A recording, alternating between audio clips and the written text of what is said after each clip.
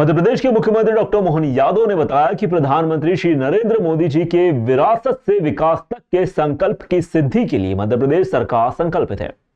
जनजातीय समाज और शौर्य पराक्रम के प्रतीक राजा भभूत सिंह के सम्मान में कल हमारी कैबिनेट की पचमढ़ी में मंत्रिपरिषद की बैठक आयोजित होगी। मुख्यमंत्री ने जल संवर्धन के लिए कहा कि प्रधानमंत्री नरेंद्र मोदी के आह्वान पर जल ही एक एक बूंद सहेजने भूगर्भ भंडारण बढ़ाने के लिए हमारी सरकार ने प्रदेश में जल गंगा संवर्धन अभियान चलाया है। माननीय प्रधानमंत्री श्रीमान नरेंद्र मोदी जी ने जल संरक्षण के लेकर के पूरे देश में सभी राज्य सरकारों के साथ पूरे देश के लिए जल का एक एक बूंद सहेजने का, बचाने का, भूगर्भ भंडारण बढ़ाने का अभियान चलाने के लिए आह्वान किया था। हमें इस बात का संतोष है कि हमने जल गंगा संरक्षण अभियान के माध्यम से पिछले वर्ष 1 महीना अभियान चलाया था। इस वर्ष हमने पिछली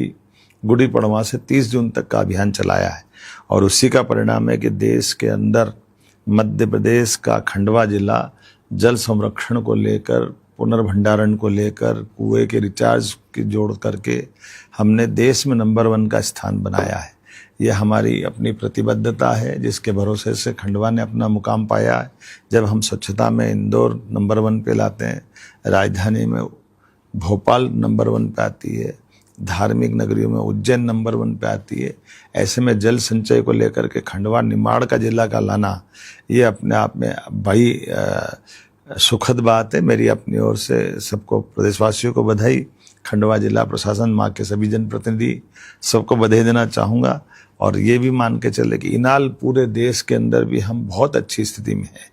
कई सारे जिलों के अंदर के आंकड़े अभी आना बाकी है, लेकिन जल संचय को लेकर जल गंगा संरक्षण का अभियान यह हमारी राज्य की 247 नदियों के उद्गम स्थल से लगा करके हमारे सभी नदी, बावड़ी, कुएं, तालाब, पुरानी जल रचनाएं,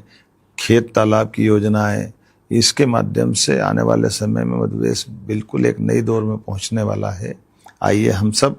यशस्वी प्रधानमंत्री की जल संचय की इन भावनाओं का भी सम्मान करें और बूंद बूंद बचा करके जल ही जीवन है, ये संदेश को सार्थक करें। मेरी अपनी ओर से सबको बधाई। एक बार फिर मध्य प्रदेश सरकार की हमारी कैबिनेट राज्य की राजधानी के बजाय अतीत में आज़ादी के बाद 1947 से लेकर के बाद में मध्य प्रदेश के गठन के बाद 1967 तक जहां हमारी विधानसभा का सत्र हुआ करता था, आधी गर्मी के दिन मुख्य राजधानी हुआ करती थी, ऐसे ही पचमढ़ी पर हम एक बार कैबिनेट करने के लिए पुनः जा रहे हैं। अगर हम इतिहास पढ़ते हैं तो दिखाई देता है अंग्रेजों से सशक्त संघर्ष करने में, सशस्त्र संघर्ष में जिस प्रकार से आदिवासी अंचल ने अपने जान की बाजी लगा करके न केवल 1857 में बल्कि उसके पूर्ववर्ती काल में भी जल, जंगल, जमीन के लिए जिस प्रकार से आज़ादी की कुर्बानी हमारा आदिवासी अंचल ने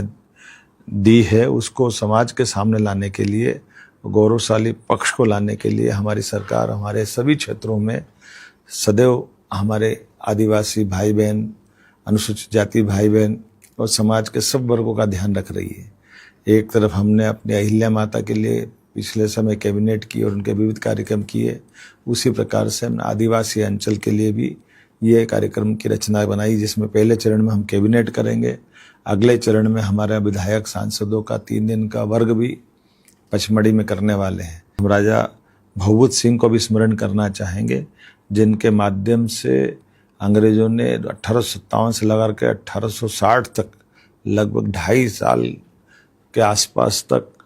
न केवल वो अंग्रेजों को छक्के छुड़ाते रहे, बल्कि उनको पकड़वाने के लिए मद्रास इन्फेंट्री बुलाना पड़ी और जीते जी शिवाजी महाराज की एक तरह से छाया उनमें दिखाई देती थी। जब वो छापामार युद्ध में भी उतने ही पारंगत थे, मारते और धीरे से, क्योंकि चप्पे चप्पे से अवगत थे। उसी प्रकार से कोरकू, आदिवासी समेत और दूसरे सब समाजों को साथ लेकर के उन्होंने अद्भुत लड़ाई का संचालन किया है। मैं मान के चलता हूँ राजा भभूत सिंह का कई प्रकार से आज़ादी के मामले में जो उनका बलिदान है उसको स्मरण करते हुए हमारी कैबिनेट करने वाले हैं। आने वाले समय में सरकार जब सब क्षेत्रों के लिए साधन जुटा रही, संसाधन जुटा रही, रोजगार के अवसर दे रही है, तो नर्मदापुरम तो हमारा ये सबसे महत्व का इलाका है। ऐसे में हमने जब एक तरफ इंडस्ट्रियों की बाहर लाएं दूसरी तरफ हम अपने इसके प्राकृतिक सौंदर्य के साथ राजा भूभूत सिंह को भी स्मरण करने के लिए हम कैबिनेट कर रहे हैं। आइए हम सब उनके इतिहास को जानें और मध्य प्रदेश से देश और दुनिया का परिचय कराएं।